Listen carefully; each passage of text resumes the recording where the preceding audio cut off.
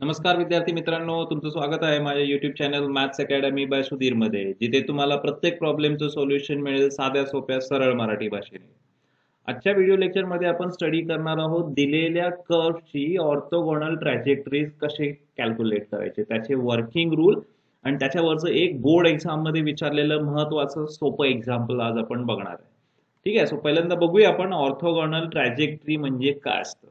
So orthogonal trajectory म्हणजे एक असा कर्व असतो, तो काय करतो, इंटरसेक्ट करतो दिलेल्या फॅमिली ऑफ कर्व्हला 90 डिग्री मध्ये.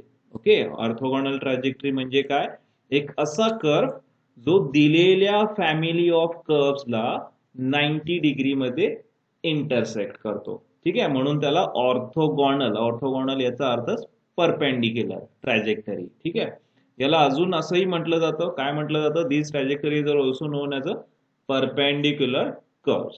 ठीक आहे, जे कर्व दिलेल्या फॅमिली ऑफ कर्व्हला 90 डिग्री मध्ये इंटरसेक्ट करतात त्यांना आपण म्हणतो त्या दिलेल्या फॅमिली ऑफ कर्व्हचे ऑर्थोगोनल ट्रॅजेक्टरीज. आता फॉर एक्झाम्पल बघा, आता इथं आपल्याला जे फॅमिली ऑफ कर्व्स दिले ते सगळे कॉन्सेंट्रिक सर्कल्स आहेत.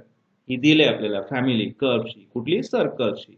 आणि त्याच्या ऑर्थोगोनल ट्रॅजेक्टरीज एक आहेत, ह्या स्ट्रेट लाईन या सगळ्या काय आहेत त्याच्या ऑर्थोगोनल ट्रॅजेक्टरीज आहेत. काय करतात या ऑर्थोगोनल ट्रॅजेक्टरीज, दिलेल्या फॅमिली ऑफ कर्व्हला 90 डिग्री मध्ये इंटरसेक्ट करतात. ठीक आहे, मग आता हे एक्झाम्पल कसं सॉल्व्ह करायचं, ह्याच्या स्टेप्स काय आहेत. सो पहिली स्टेप काय बघा, कुठल्याही फॅमिली ऑफ कर्व्हची ऑर्थोगोनल ट्रॅजेक्टरी कॅल्क्युलेट करायची असेल तर ते जे काही दिलेलं कर्वचं इक्वेशन असेल ते डिफरन्शिएट करा विथ रिस्पेक्ट टू एक्स, त्याच्यावरून फाइंड आउट करा dy बाय dx ची व्हॅल्यू. ही आहे पहिली स्टेप. दुसऱ्या स्टेपला काय करायचं आहे बघा, जो काही आपला dy बाय dx आलाय त्याच्या जागी आपण काय लिहिणार, minus dx by dy, orthogonal trajectory. म्हणजे जो काही स्लोप आलाय तो रिप्लेस करायचा त्याच्या अपोजिट स्लोपने, म्हणजे प्लसचं काय होणार मायनस, आणि dy बाय dx चा अपोजिट काय होणार, dx बाय dy. लक्षात ठेवा, हे जर कर्व कार्टेशियन फॉर्म मध्ये असेल तर. आता जर कर्व पोलार फॉर्म मध्ये असेल तर काय करायचं, dr बाय d थिटाच्या जागी काय लिहायचं, minus d theta by dr, आणि त्याला r स्क्वेअर ने मल्टिप्लाय करायला विसरायचं नाही. ओके, दुसऱ्या स्टेपला काय करायचं, जे काही डेरिव्हेटिव्ह आहे ते रिप्लेस करा. dy बाय dx असेल तर मायनस dx बाय dy लिहा, आणि dr बाय d थिटा असेल तर काय लिहा, minus r square d theta by dr. ही दुसरी स्टेप. त्याच्यानंतर तिसऱ्या स्टेपला काय करायचं, त्या डिफरन्शियल इक्वेशन मध्ये असणारे आर्बिट्ररी कॉन्स्टंट किंवा पॅरामीटर रिमूव्ह करायचे किंवा त्यांची व्हॅल्यू फाइंड आउट करायची. कशी, दिलेल्या इक्वेशनचा यूज करून. दिलेल्या इक्वेशन वरून जे काही आर्बिट्ररी कॉन्स्टंट किंवा पॅरामीटर येतील ते रिमूव्ह करायचे किंवा त्यांची व्हॅल्यू फाइंड आउट करायची गिवन इक्वेशनचा यूज करून. आणि लास्ट स्टेपला काय करणार आहे आपण, पॅरामीटरची व्हॅल्यू फाइंड आउट केल्यानंतर ते डिफरन्शियल इक्वेशन सोडवणार using one of the method जे आपण ऑलरेडी स्टडी केले त्याच्या आधीच्या व्हिडिओमध्ये. लिनियर असेल, बर्नॉलीज, एक्झॅक्ट, नॉन एक्झॅक्ट, कुठली मेथड अप्लाय होईल त्या डिफरन्शियल इक्वेशनला ती अप्लाय करायची आणि त्याचं सोल्युशन फाइंड आउट करायचं. आता इथं मी तुम्हाला एक ट्रिक सांगतोय, ऑर्थोगोनल ट्रॅजेक्टरीज मध्ये most of the time variable separable method he apply होते. ऑलमोस्ट 90% तुम्ही म्हटला तर व्हेरिएबल सेपरेबल मेथडच अप्लाय होते. आता ही व्हेरिएबल सेपरेबल मेथड कशी अप्लाय करायची हे मी एक्झाम्पल सोडवताना तुम्हाला सांगतो. ओके, सो लक्षात आलेत या 4 स्टेप्स. पहिला डिफरन्शिएट करा dy बाय dx कॅल्क्युलेट करायला. नंतर जो काही dy बाय dx आला त्याच्या जागी मायनस dx बाय dy लिहा. जर पोलार फॉर्म मध्ये असेल तर dr बाय d थिटाच्या जागी minus r square d theta by dr लिहा. तिसऱ्या स्टेपला त्या डिफरन्शियल इक्वेशन मधला आर्बिट्ररी कॉन्स्टंट किंवा पॅरामीटर रिमूव्ह करा, कसा, दिलेल्या इक्वेशनचा यूज करून. आणि लास्ट स्टेपला काय करायचंय, ते डिफरन्शियल इक्वेशन सॉल्व्ह करायचं using one of the method which we have seen previously.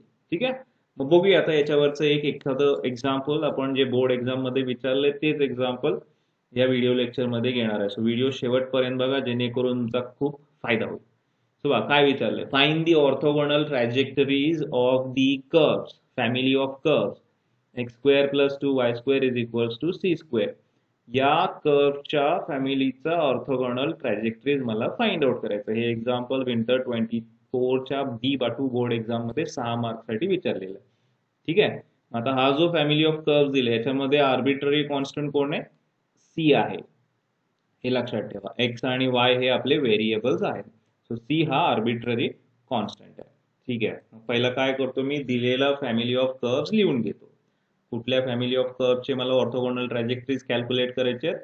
X square plus 2y square is equals to c square. मग बघा आता ऑर्थोगोनल ट्रॅजेक्टरीज कॅल्क्युलेट करायचे असतील तर पहिली स्टेप काय, दिलेलं इक्वेशन डिफरन्शिएट करा with respect to x to find a differential equation of the form xy dy by dx equal to 0. ठीक आहे. तो आपण डिफरन्शिएशन घेऊया या दिलेल्या इक्वेशनचं with respect to x. So differentiating with respect to x. आता आपण जर एक्स सोबत डिफरन्शिएट करत असेल तर डेरिव्हेटिव्हचा ऑपरेटर काय असतो? D by dx. आता हे जे डेरिव्हेटिव्ह आहेत ते ऑर्डिनरी डेरिव्हेटिव्ह आहेत. मग या केसमध्ये जे काही फंक्शन्स असतील ते कुठले असणार आहेत? एक्स आणि वाय या दोन्ही टर्म फंक्शन असणार आणि ह्या दोन्ही टर्म सोडून जे काही राहील ते कॉन्स्टंट असणार. ठीक आहे. सो एक्स आणि वाय ची टर्म असेल तर त्याचं डेरिव्हेटिव्ह कंपल्सरी घ्यायचं एक्स सोबत. ठीक आहे. सो आता आपण एक्स सोबत डिफरन्शिएट करतोय. सो आपला डेरिव्हेटिव्हचा ऑपरेटर असणार d by d x. So दोन्ही साईडला मी तो ऑपरेट करतो. So d by d x पहिला काय येणार? Left hand side x square plus 2y square equal to d by d x. कोणाचा? राईट हँड साइड काय आहे? C square. ठीक आहे. आता डेरिव्हेटिव्हचे रूल्स आणि फॉर्म्युले वापरून आपण हे डेरिव्हेटिव्ह सोडूया. आता बघा लेफ्ट हँड साइडच्या डेरिव्हेटिव्ह मध्ये मला काय दिसतंय? Addition of two terms. Derivative मध्ये दोन टर्म्सची ऍडिशन आली तर काय करतो आपण? प्रत्येक टर्मचं डेरिव्हेटिव्ह सेपरेटली सोडवतो. मग पहिला कोणाचं डेरिव्हेटिव्ह घेणार? एक्स स्क्वेअरचं प्लस आता दुसऱ्या टर्म मध्ये बघा काय 2y स्क्वेअर आहे ज्याच्यामध्ये y ची टर्म ही फंक्शन आहे पण 2 ची टर्म ही काय? कॉन्स्टंट आहे. मग कॉन्स्टंट आणि फंक्शन जर डेरिव्हेटिव्ह मध्ये येत असेल तर आपण काय करतो? ऑलवेज कॉन्स्टंट डेरिव्हेटिव्हच्या बाहेर लिहितो. कोण आहे कॉन्स्टंट? 2. डेरिव्हेटिव्हच्या बाहेर. डेरिव्हेटिव्ह कोणाचं घेणार? फंक्शनचं. So d by d x of y square equal to आता राईट हँड साइडचं डेरिव्हेटिव्ह घ्यायचं आहे. मग राईट हँड साइड मध्ये फंक्शन आहे का? मी ऑलरेडी सांगितलं कुठल्या टर्म फंक्शन आहेत? एक्स आणि वायच्या term.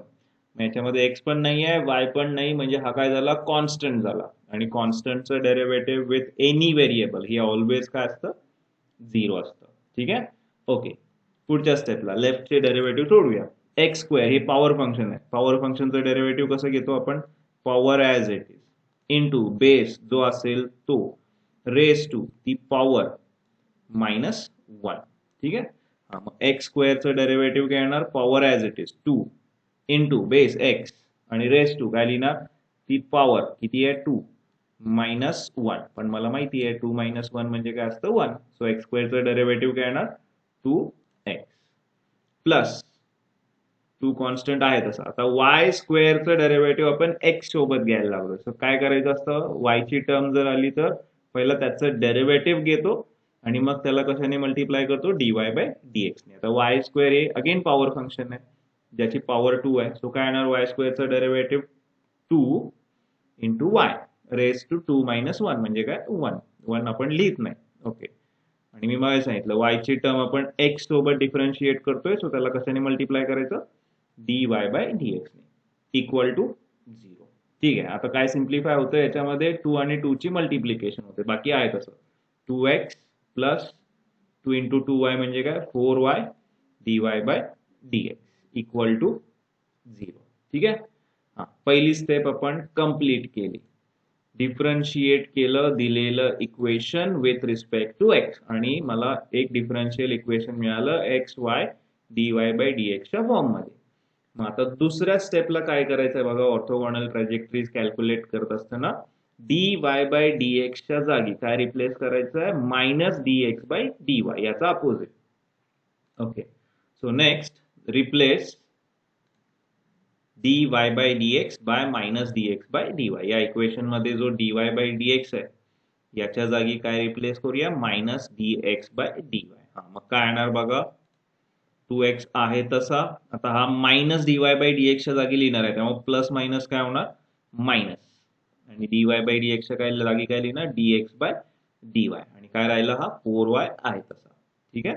So 2x minus 4y dy by dx च्या जागी आपण dx बाय dy लिहिले. हे मायनस ऑलरेडी मल्टिप्लाय केलंय. Plus minus minus dy by dx च्या जागी dx बाय dy. ठीक आहे. Equal to 0. ठीक आहे.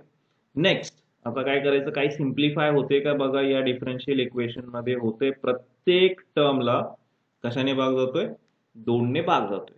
मग पहिल्या टर्मला जर 2 ने भाग घालवला 2x/2 म्हणजे किती 2 कॅन्सल होईल. काय राहणार x मायनस दुसऱ्या टर्मला जर 2 ने भाग घालवला तर 4/2 म्हणजे मला माहिती आहे किती असतं 2. सो काय येणार मग दुसरी term 2y dx by dy आणि इक्वल टू राईट हँड साइडला जर 2 ने डिवाइड केलं 0/2 काय असतं 0 असतं.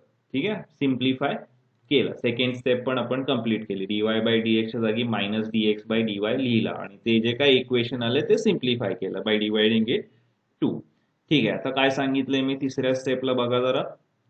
जे काही डिफरन्शियल इक्वेशन येईल आफ्टर रिप्लेसिंग दिस त्याच्यावरून आर्बिट्ररी कॉन्स्टंट किंवा पॅरामीटरची व्हॅल्यू शोधा दिलेले इक्वेशन वापरून. मग आपला आर्बिट्ररी कॉन्स्टंट कोण आहे मी पहिलाच सांगितलं होतं सी. मग बघा आपण dy बाय dx च्या जागी मायनस dx बाय dy लिहिल्यानंतर जे डिफरन्शियल इक्वेशन आलंय त्याच्यामध्ये कुठं आर्बिट्ररी कॉन्स्टंट सी दिसतोय का नाही. म्हणजे तो इलिमिनेट करायची गरज नाही. पण हे लक्षात ठेवा कधी कधी आपल्याला याच्यामध्ये आर्बिट्ररी कॉन्स्टंट मिळतो. मग तो कसा इलिमिनेट करायचा या दिलेल्या इक्वेशनचा यूज करून. सपोज इथं सी आला असतं इक्वल टू सी आला असतं हे फक्त कन्सिडर करा. तर हा मला इलिमिनेट करायला लागला असता तिसऱ्या स्टेपला. मी कसा इलिमिनेट केला असता या दिलेल्या इक्वेशनचा यूज करून याच्यावरून सी ची व्हॅल्यू फाइंड आउट केली असती. सी स्क्वेअरची व्हॅल्यू काय x square plus 2y square म्हणजे सी ची व्हॅल्यू काय येणार मला स्क्वेअर रूट घ्यायला लागेल. सो सी ची व्हॅल्यू काय येणार square root of x square plus 2y square. Okay. हे लक्षात ठेवा.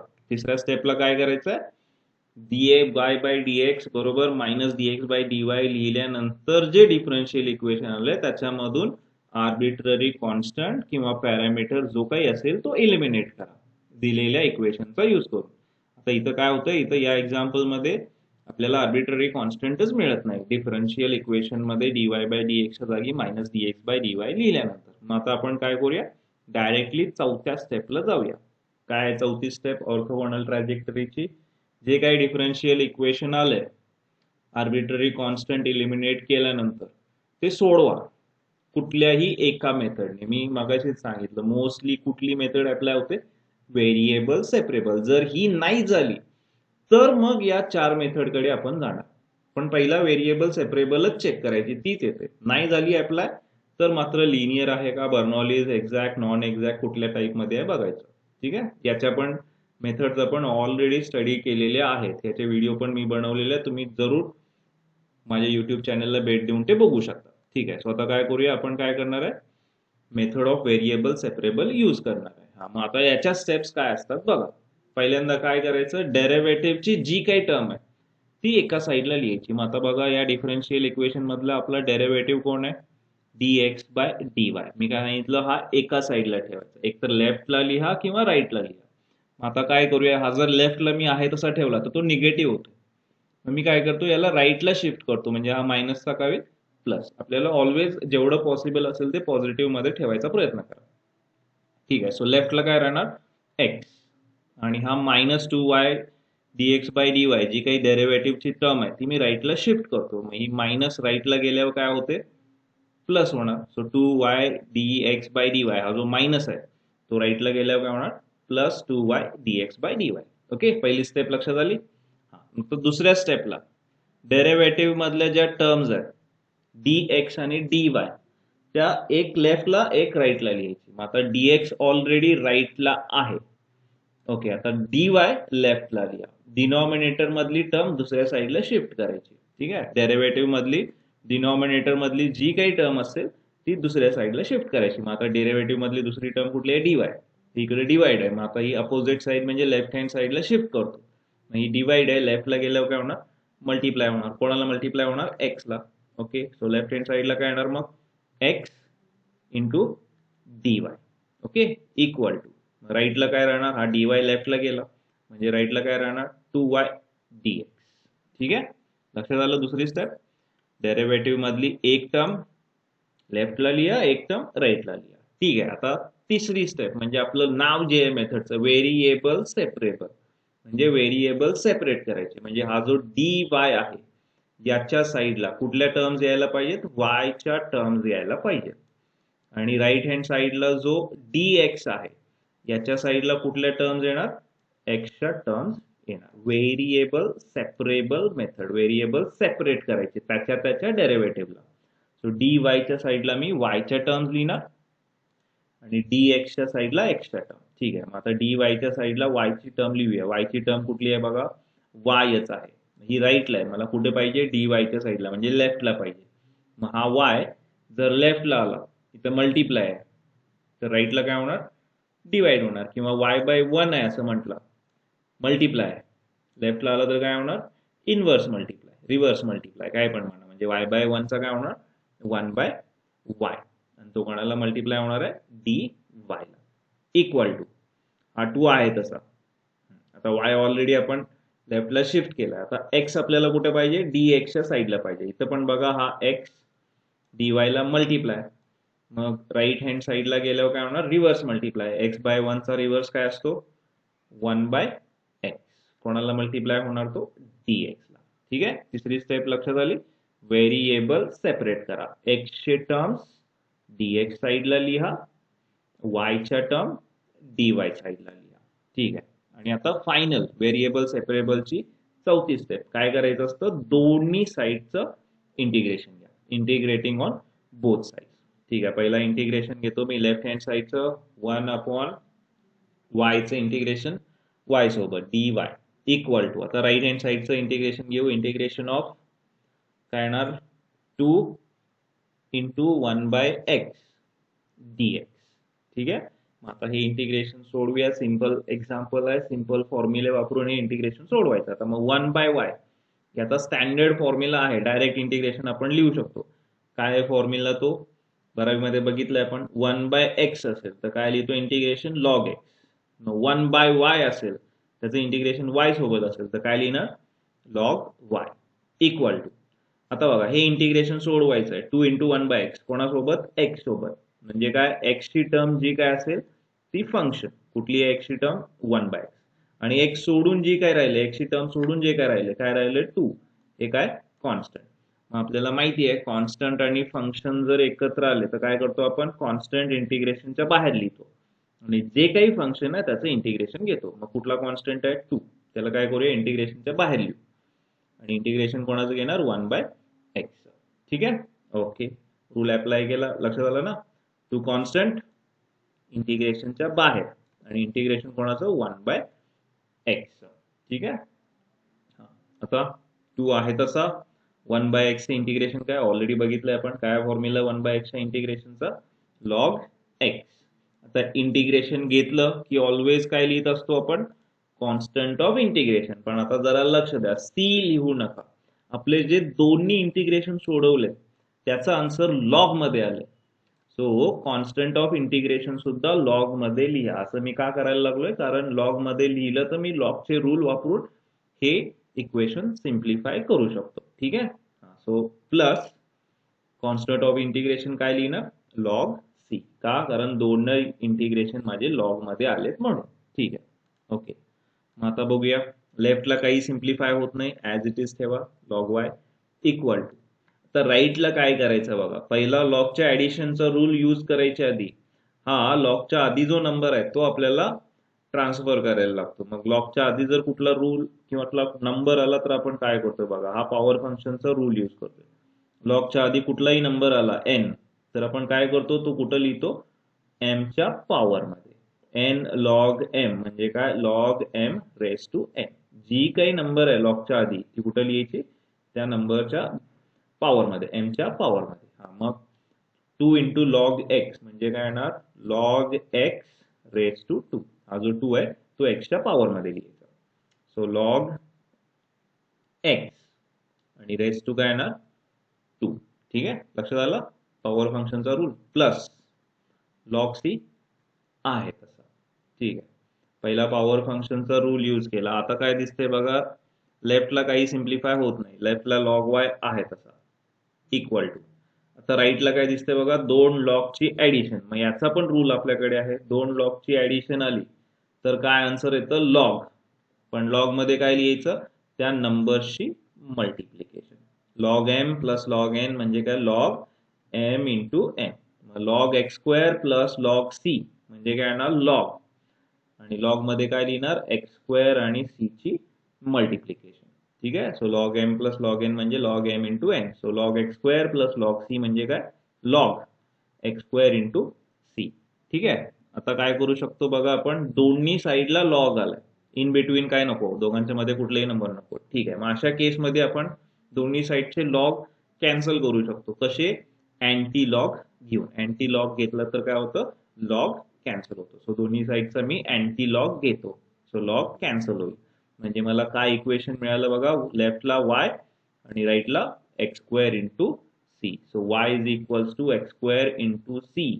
ही रिक्वायर्ड काय आहे, ऑर्थोगोनल ट्रॅजेक्टरीज आहे या दिलेल्या फॅमिली ऑफ कर्व्सची. So x square plus 2y square is equals to c square या फॅमिली ऑफ कर्व्सची ऑर्थोगोनल ट्रॅजेक्टरीज काय आहेत, y equal to x square into c. So बघा, इतकं सिंपल एक्झाम्पल बोर्ड एक्झाम मध्ये 6 मार्क साठी विचारलेलं आहे. सो आय होप विद्यार्थी मित्रांनो तुम्हाला लक्षात आलं असेल दिलेल्या फॅमिली ऑफ कर्व्हच्या ऑर्थोगोनल ट्रॅजेक्टरीज कशा कॅल्क्युलेट करायच्या. जर व्हिडिओ आवडला असेल तर नक्की माझ्या युट्यूब चॅनलला लाईक, शेअर आणि सबस्क्राईब करा. आणि व्हिडिओ सर्वांनी शेवटपर्यंत बघितला त्याबद्दल सर्वांचे धन्यवाद.